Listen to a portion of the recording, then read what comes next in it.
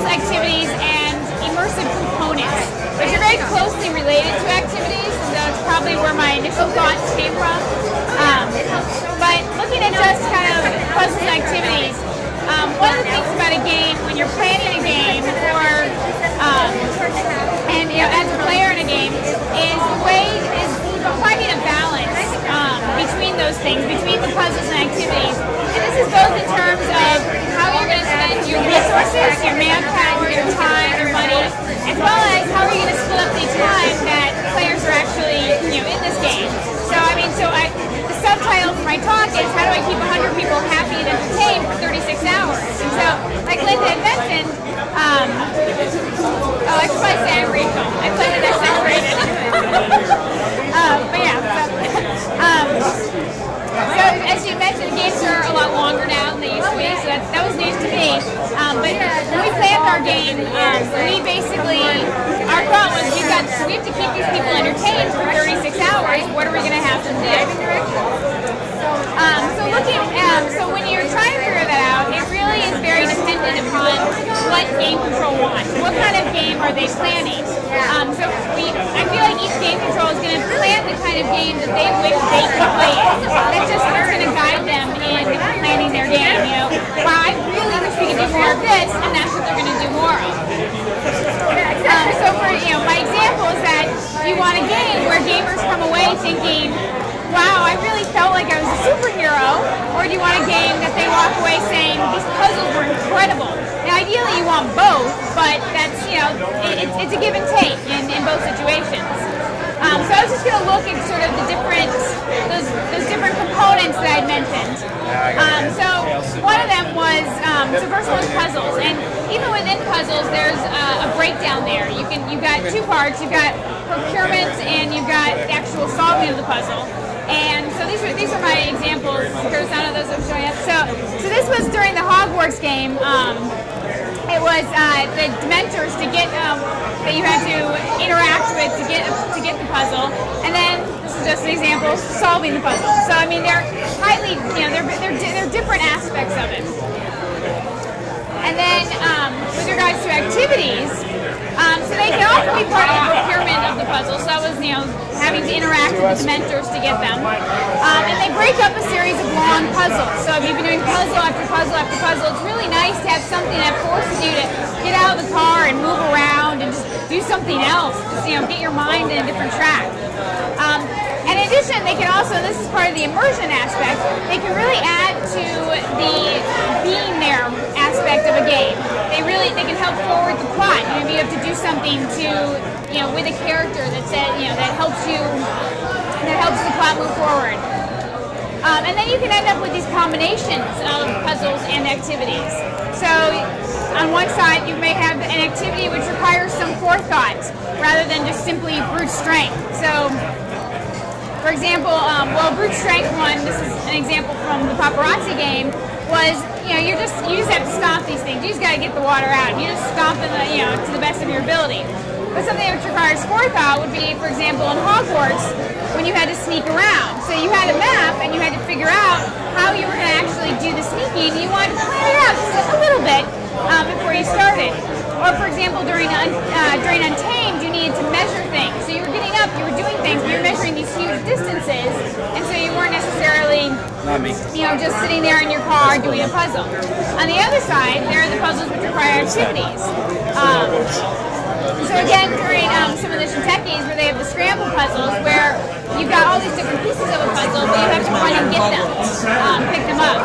Or, for example, standing in a certain location yields you different information. So this is a puzzle which requires you to move around. And so that other aspect I was talking about was the immersive components. And so these are the things that really make you feel like it's not just doing a bunch of puzzles in a row, that you're really part of this totally different world for at least these 2 days, this day and a half. And so these are things that are really more prevalent throughout the game, and they can be big or small. So one of them is the theming of puzzles. So one example I have here are like the Gringotts coins. And this is just, they could have given any coins, but they chose to put the little Gringotts symbol on there and it really just, it just makes it that much more, better for the gamers. It just makes it that much more realistic. Or for example, another, Hogwarts is obviously the most recent game. Oh, I know my pictures. The wands are huge in terms of making gamers feel like I'm really a wizard at, a school for wizards. Some more of them are locations. One that we had pointed out before was the during Decathlon. When you use the location itself, some aspect, you can feel free to pass this around, some aspect of the location that is just that's already there to become part of the clue. This is one from Moon Cursors. It just makes it so much more, because it's like, well, did they put that there, or was that part of the game? Or it just makes you feel so much more like you're already there when you can make the puzzle organic to the location. And then another one is story elements and interacting with characters. So during the Paparazzi game, when they had to ride in limos, they interacted with these young men who they had accents, and they really they stayed in character the entire time. And sometimes even as game control, we just wanted to talk to them, but they refused to get out of character, which is great for the gamers. And similarly, actually, I pulled out the picture a little bit a while ago that I wanted to show about Hogwarts. They did very similar, so I'm trying to point out this guy here. And the fact that the people stayed in character, you feel like you're really in this other world where you're dealing with these characters from this other world, and you get to really just sort of leave everything else behind and just be immersed in this environment for this period of time. And also story elements throughout. So Hogwarts and Princess Zora were two good examples of that, where they really followed the plot, or they stuck with the theme so well that you didn't even notice that you were running around. You thought you were there. And then a couple of the other additional ones are interaction with other players. So two examples I have of that are from the Moon Cursors game. One here where you had to build pyramids. So this was a required, at the start game, required interaction. And the other one was the side game. So throughout the game, you needed, if you wanted to advance, there was this required trading with other teams. And so rather than just being the single team of solving puzzles, going forth ahead, you had this interaction with other teams as well, making you feel like you were part of this community that was working towards a common goal. So, kind of what I'm trying to touch on is that when you're planning a game, it's really important to try and find a balance between these, because too much of any one can take away from the others. Too much of any, it's like too much of a good thing. Plus, in some ways, you're trying to appeal to different interests. GC has their interests, but what do the players want too? And one thing that Linda touched on was the fact that GC kind of babies players a lot more than they used to. And so it's not just like, how am I doing a game that I really want? It's like, well, I have to keep them entertained as well. So I was going to look at when you have too much of all those things. So with puzzles, for example, you can have these longer puzzles that are very satisfying, but you can also have a bunch of shorter puzzles which are less frustrating. And so you have that balance there, like, our novice team's going to get really frustrated by hugely long puzzles, but then you've got good teams that this multi-layered puzzle leaves them going, yeah. So, and that's an issue. Sometimes if you've got too many puzzles and they aren't related, like they don't relate to the locations very well, there's that, could I have done this thing on my couch at home and I would have been a lot more comfortable. And so it's like, what do you do there? And finally, one other thing with regards to having too much puzzles is meta puzzles, which I think is a big issue that a DC just really has to decide for themselves. But usually only the very good teams, at least in my experience, not necessarily being one of the teams that gets to see them, but meta puzzles are usually for only the very good teams. You have to see pretty much all the clues in order to get the entire meta puzzle. And even so, even if you do see those, is it otherwise distracting from the rest of the game?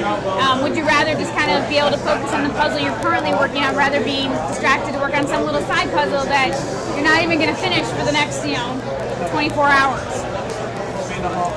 So on the other side of the coin, if you have too many activities, teams may not feel mentally challenged. You know, they may be like, wow, it's been 5 hours since we saw like a real puzzle. And, you know, that can get really frustrating, especially to a lot of the good teams who use those puzzles in order to get ahead. So they may feel like, yeah, you know, we really haven't done anything real. And so it's just, again, this, you know, what do teams want versus what does GC want? Another aspect of activities is that they can be expensive sometimes, and if the activity doesn't go well, you can get this feeling from the players that's like, wow, I spent all my money on this, and this is all I got. And then with the immersive components, this is really sort of the 90-10 rule. You can spend 10% of your time getting 90% of the way there, and then that other 90% doing the other 10%. So how much of the immersive components do you do? And it's really just picking and choosing the ones that are really going to add something, as opposed to the ones that players may not even notice. And so basically just, you know, how much is too much time, too much money, too many resources to spend on things? So just kind of my concluding thoughts were just thoughts and suggestions, and these are just my personal, from my experience of running a game, just the thoughts that I had, and they are not by any stretch the be-all and end-all. But one way I think to deal with this balance is, and so some things will come up with this, but is to make clear your audience, to say, you know, we're running a novice game, we're running an advanced game, and maybe a novice game will have more focus on the activities, and maybe an advanced game will have these harder multi-layered puzzles. But just so that when teams are, you know, done playing, they aren't like, well, I wish this had happened, you know, wish I did more of these, I wish I did more of that, but that they know going into it what to expect. And, you know, you can also do, like, maybe we're going to have a more activity-based game, maybe we're going to have a more puzzle-based game. And, you know, just kind of just making teams more aware. And on the flip side, which has been pointed out to me, you know, that mystery is kind of nice. But it just, I mean, if somebody, you know, again, it's just personal preference. You know, what are you interested in as a GC versus what are your players interested in? And I think if you just give a little bit of a hint as to kind of the direction your game is going to go in, then that can make people, you know, just a little bit more comfortable saying, like, yeah, you know what, I really like activities, I'm cool paying a little bit extra money to do an activity-based game, or you know what, I'm really more into the puzzles, I'd rather go spend my weekend doing, you know, MIT Puzzle Hunt instead, you know, for that. So, just sort of, just making your audience aware, and just the communication between GC and the players. And so, it's a give and take, and it's a balance, and it's again, it's up to a GC how they want to run their game. But I think that having that communication is a good thing. So that's about it. If there are any questions, yeah. Oh, there it is. Sorry. Yeah, so that's another difference, I think, between old school, the way it was, and the way it is now, is that back in the day, everyone played every game. And there's so many games now, you end up missing a couple, or you do every other one, and some people just get so frustrated with the scene, they just drop off for a year or whatever. And yet the attendance for games has grown and grown and grown. It seems like we're getting to a point where maybe we have a big enough community we can sustain a little divergent thing. Instead of, we're at a cusp now where every game has kind of tried to do everything, by and large. There's been a couple of experiments, but mostly we're trying to do it all. And maybe there's room to have games that say, we're gonna be lightweight on the puzzles, but heavy activity immersion. And those other guys, the next weekend, are going to do some crazy hardcore puzzling, and you know, maybe some rock climbing. You know, some really, you know, really dig into it. And it may be a self-selecting player base to choose to play one or the other. You know. No, I completely agree with you, and I mean, certainly some of the things that Linda had pointed out in terms of the old school style. There were some things there that I had never even heard of, and personally I think it would be awesome to play a game where the clues are just there, you don't necessarily see people, you just see other teams, and you know, you feel very much on your own, like you're on this adventure, and I think that would be awesome. I would love to, you know, play a game like that. I feel like Genetics was kind of like that to some extent. You didn't know who GC was, and part of me is like, wow, I'd love to plan that, but now I can't, because I just said that, but... So, right, you need to announce the old school game. But yeah, I mean, I think that would just be very cool, and I I think it would be awesome also just to see the different styles and to have those different styles and try it. But knowing going into it, this is sort of like, this is going to be slightly different than what I'm used to. This is going to be a little bit of something extra. So that because everybody has become somewhat accustomed to I expect to get food, I expect to get, to be baby throughout the entire game, I expect to have bathrooms all the time. I mean, I'm a girl and, I'm fine with the bushes and that's, whatever. So, that's what I'm saying, like, a little bit more of that adventure aspect, I wouldn't mind in a game, but I think having those different types of games that, people can somewhat pick and choose, but again, it depends on having a GC that's willing to run it, which I think is the tough part. I think there's something that you kind of touched on that should almost be explicitly said, and that GCs need to, and I've been on a GC and we've done this, need to own up when they're being boneheads or just total buttheads, as the case may be. And I'm going to give props to Curtis because the "we're not having fun anymore" is a great way of telling a GC they're being a butthead. And it is the best thing you guys have ever done. And I've been on a lot of GCs where we're like, you know what, you're going to do the physical thing because that's what we say and you're going to have fun doing it. And sometimes the teams are right. And so even though you want to do everything for all teams, or that's a GC's thing, you do what you can, but you also have to admit when you've overstepped your bounds. Just because you came up with the world's coolest puzzle ever doesn't mean it works. And I've been on that end more than once. It was damn cool, and I spent a lot of time, and it didn't work a bit. And the sooner a GC owns up to that, the better. And then one more. I mean, I think it goes both ways, though. Like, oh yeah, I think that one thing that I think is the players have to realize that GC is human as well. Yes. And GC has to realize that they're not, infallible. So. And every time I get a little short with GC, or I notice I'm getting a little testy, I try to put the phone in someone else's hand because I've been on that end and it sucks. It's in some ways, actually, after having run a game. In some ways, I think that every team should be required to at some point because it gives you such an appreciation. Yeah. Seriously, I hope it was evident during Hogwarts since we had just finished talking. It was like, we love you guys. Can we get a hint? Yeah, it changes your attitude. You're like, okay. Completely. Yeah. And I think it also just makes you have more fun just because you realize, they're working as hard as they can. Yep. There was one other thing I had, and you mentioned on sort of some games be more physical, some not. I've noticed in some games, and we've tried this once with moderate success, is we gave teams a choice. So it was a late game clue. We said you can either do the physical challenge or crank on this clue, and I don't think we applied it right. We'll probably try it again. But it's kind of like there's some teams who aren't really after that physical climb up a hill, and there's some teams who want to do that to get out. And that's a great idea. It didn't take us extra time to do it, but we just didn't apply it very well. And I think we'll probably try it again. But giving teams choices at least lets them guide their experience a little better. And I know as a team we appreciate when we have the choice. So I have an anecdote about that. When we played his game and encountered one of those, our team managed to get the worst of both ends because we split up. We said, well, I kind of work on the puzzle. I think we should do the puzzle. And the other half said, God damn you and your puzzle. I just want to get out of here. I'm going to go find the physical challenge. And so that was it. We now had two team halves. And the half stuck behind with the puzzle had a janky old laptop with a loose connection to the battery, which would reboot every few seconds. And it was a floppy disk puzzle. It was like, God damn stupid. And we'd be frustrated rebooting. Meanwhile, the other half of the team had gone running up the hill. And about 20 feet, they had seen other teams come down from the hill. So they kind of ran up to the same spot. And then headed down the trail, because there was a nice trailhead up there. And off they go down the trail the wrong way.